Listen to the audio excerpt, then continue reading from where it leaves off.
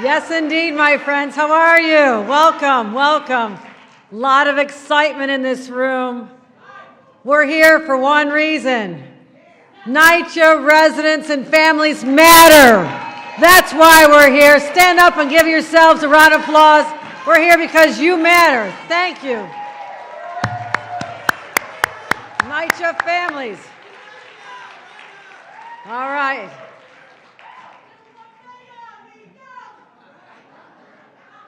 I love you guys. All right. Let's talk a little bit of history here, right? 3.5 years after the pandemic. Most of New York has bounced back, right? Most of New York's doing pretty good.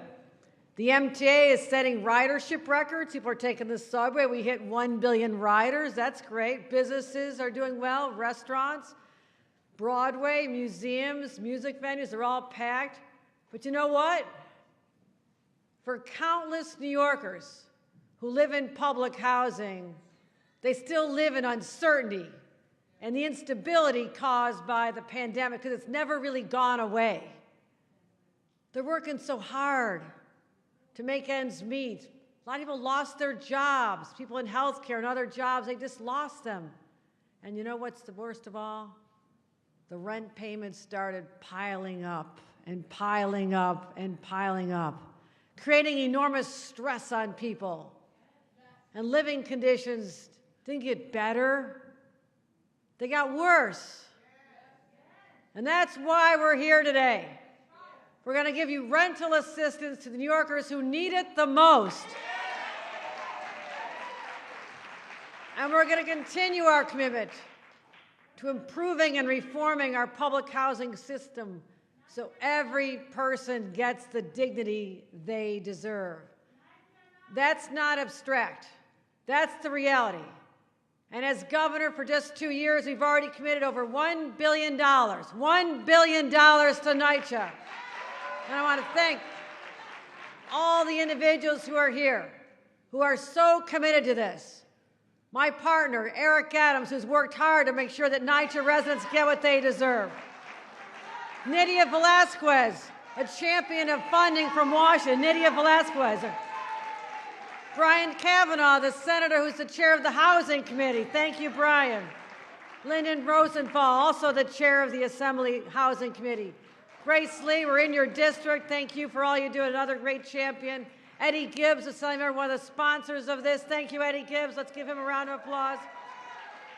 And all our elected officials here today that were recognized earlier, I want to thank all of them because they believe in you. They think you deserve better, and so do I. And I want to thank the CEO of NYCHA, Lisa Bovahaya. Thank you, thank you, thank you. Barbara Gwynn, our acting commissioner, wrote today. And of course, the one and only, our friend Danny Barber, one of the greatest champions, Danny, Citywide Council Presidents. Now, this place where we are today has been here for 130 years. It was host to a lot of firsts. One of the first playgrounds ever in New York City was right here. This place was the home to the very first public school nurse in New York City. A lot of national historic buildings. This settlement is an important part of New York's history. But today we talk about how that history continues, with real optimism and hope for a better future for hundreds of thousands of our public housing residents. And today we're making clear two commitments. First, we're going to support the tens of thousands of New Yorkers who were hard hit by the pandemic and never got the support they needed. We need you to have meaningful rental assistance to help with your back rent. Assist with utility bills. Utility bills keep going up, and you need help. And most importantly, to help people stay in their homes. And secondly, we're going to continue making sweeping, far-reaching investments overall into our public housing system because for so long, people have said, no, it doesn't matter. Their voices don't matter. They're almost unseen, right? I feel like people aren't paying attention. And there's a legacy of disinvestment that we're going to start changing. Let's start with rental assistance. Now, I say, why does this matter so much? You've got enough stress in life, right? The bills pile up. and this is usually one of the bigger ones. And I said, we need to help you with that right now. Whether you're a single mom who lost your job or family, you might have had to bury someone during COVID and wiped out all your savings. Dip into savings to cover all kinds of things. You know, these are not just numbers on a spreadsheet. These are real lives. You get up in the morning and just wonder, how am I going to get through the day? We're here to help you because you shouldn't have to struggle like that, because you matter just like everybody else. It doesn't matter where you live because you matter. Let's let you start fresh. Start fresh today. Don't have to worry about this. We set aside $400 million to help with emergency rental assistance for you. And already, and we've been giving this out for the last 6 months, already today, I'm here to announce $95 million in payments have already gone out to residents, benefiting over 15,000 households. That's what I call a good start. And $35 million going directly. We're gonna keep it coming. We're gonna keep it coming. And it wasn't a given, because you originally left out of that program, remember? You're like, what about us? What about us? And you were written out of the program, and you would not have received any of these funds. But we worked together, your legislators, your representatives. We said, no, that's not okay. They didn't do anything wrong. They didn't bring on the pandemic. They didn't try to get behind in their rent. For God's sakes, give them a break. So, we're going to start giving you that break. And now you can have a little more peace of mind, not have to have such worry. But the systemic disenfranchisement, which means you're left out of the process, is nothing new. You know, leaders have just gotten used decades past. It's all right, don't worry, they don't have a big political voice. Except you do. Except you do, and the people in this room listen to you. You know, a lot of people just say, well, these problems are so big, they're so expensive to fix. Well, just kick the can down the road, you know, let other people deal with it. You know, even let's let the next governor deal with it. Well, guess what? I'm the next governor, and I'm going to deal with it. Last year, I signed a bill establishing the Public Housing Preservation Trust. Work with Nydia Velázquez, work with all your leaders. That allowed billions of dollars to flow into much-needed repairs and improvements. People said it was impossible. No, that's too complicated. We can't get it done. Yes, we can, and we did. And we worked together with the tenants. We worked with all of you. And there's $50 million now committed to help people facing eviction.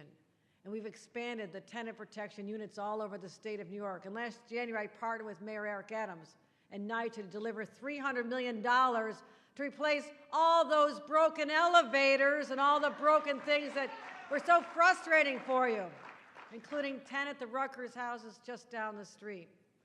We secured over $1.2 billion to make vital capital repairs. You know it needed to get fixed. You told me all about it. I heard all about it. We talked about the pipes and the water and the quality of life in your homes. And I tell you this, it's our job to let you know you are valued, that you matter to all of us. And I'm going to continue focusing on that, whether it's fixing elevators, making sure you have heat in the wintertime. It's getting cold again, right? Why should anyone be cold and suffer? Why should you have to be so hot in the summertime? Why do the hallway lights flicker on and off? Why are public spaces left dirty? And sometimes you can't even turn the damn shower on in the morning. And it's cold water. It's cold water. No one should live in such appalling conditions in the greatest city on earth. Absolutely not. You should not have to live like that. So now we are asserting that we're taking charge here. We're bringing money to the table with Washington, the city, and the state working on your behalf. And I won't walk away until every single one of you has a home that you're proud of, where everything works. And I'm going to continue thanking you for all your advocacy. You get up to Albany. You're traveling around. You're fighting and fighting and fighting. You got your own lives to lead, right? But you care enough not just about yourselves, about your neighbors too, and your community. And I want you to know your voices have broken through. We heard you. We're going to continue to hear you. and this is a new beginning. And I thank all of you for being champions for the people, and I'll be there right alongside every single one of you. Congratulations, everybody. It's a great day. Thank you. And with that, let me bring up Mayor Adams, another person strongly committed to our friends who live in NYCHA. Ladies and gentlemen, Mayor Adams.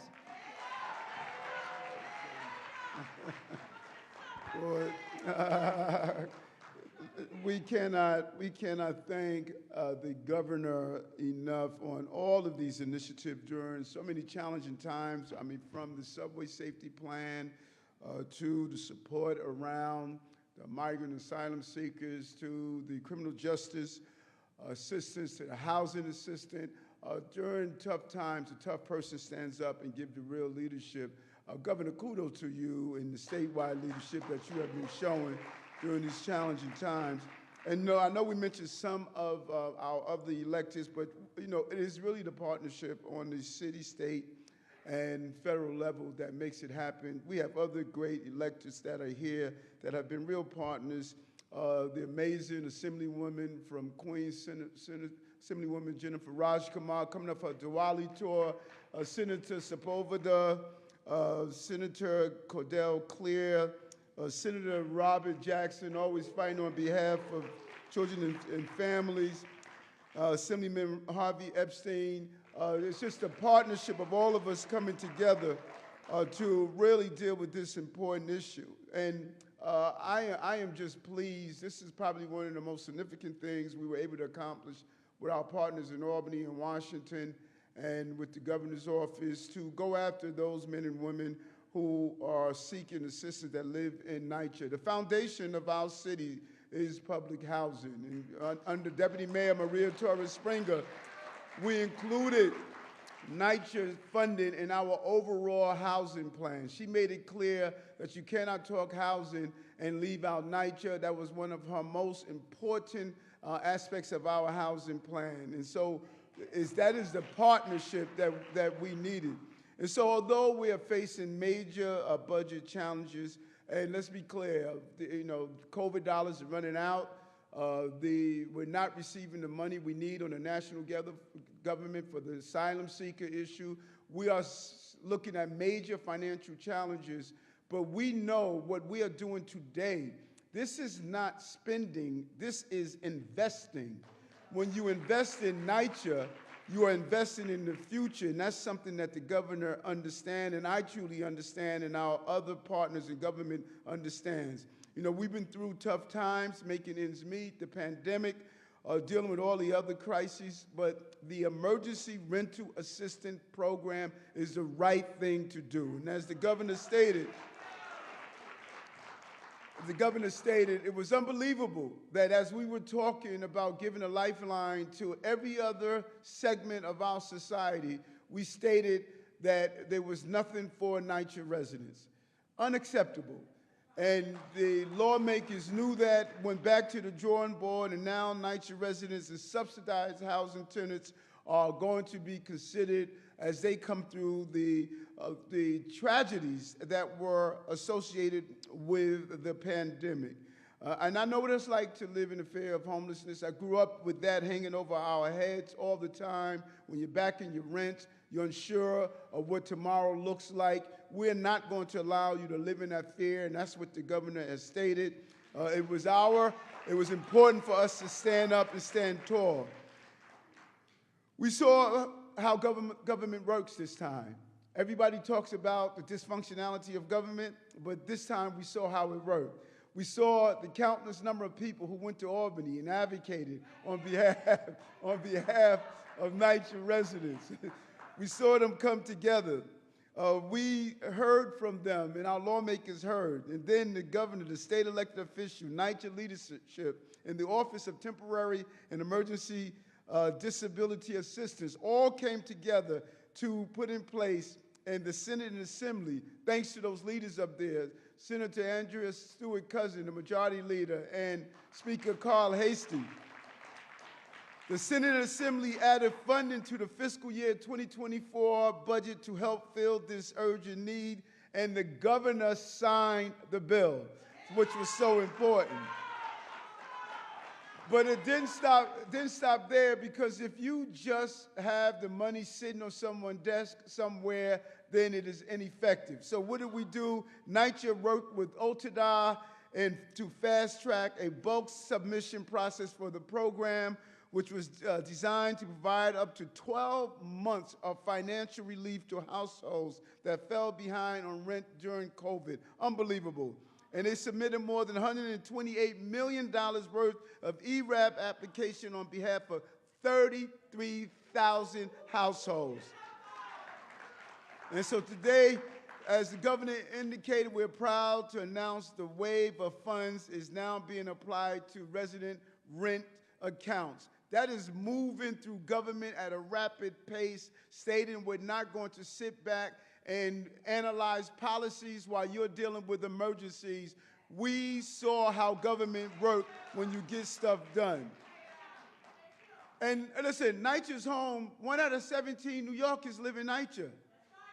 That's real power. That's real strength. And you saw that strength materialize into action. But we can't stop there. We have a real plan. We fought and got NYCHA Land Trust, folks. We got it. Now let's make it happen. Nostrand houses are voting on the future of their homes and whether to join the NYCHA Trust or the PAC program. They went on the ground to get those votes done. And you know what? You may not realize it. You may think they're not here, but all that noise you hear right now, that's them getting it done, getting it done. Look, what are we saying, folks? We're saying that NYCHA may have been overlooked in the past. NYCHA may have been passed over in the past. Not in this form of leadership you're seeing now. We will not forget you, we will work for you, and we will stand side by side. NYCHA deserves the quality and the equity and the dignity that you fought for so long. We've heard it before. Those bugles you were hearing was not the cavalry, it was taps. NYCHA was dying. And everybody was saying, wait until next year, wait until next year, wait until next year, and next year never came. We must be creative, we must be focused, we must be disciplined, and we must stop waiting until next year and deal with this year. Let's deal with NYCHA right now. And so I'm proud to be here today, and I had a lot going on, but I said I need to come here and celebrate this enormous achievement. You know, you have some great lineup of speakers who are going to talk about this. I got to honor 3 police officers at City Hall, but no matter what I did today, I was with the governor earlier as we did a capping off ceremony at J.P. Morgan Chase, one of the most important businesses that's coming to our city. But the business of NYCHA is the business that's important to all of us. So I wanted to be here and say, congratulations. Thank you to all of our lawmakers for making this happen. Let's continue to do so. Thank you very much. Please welcome to the podium State Senator Brian Kavanaugh.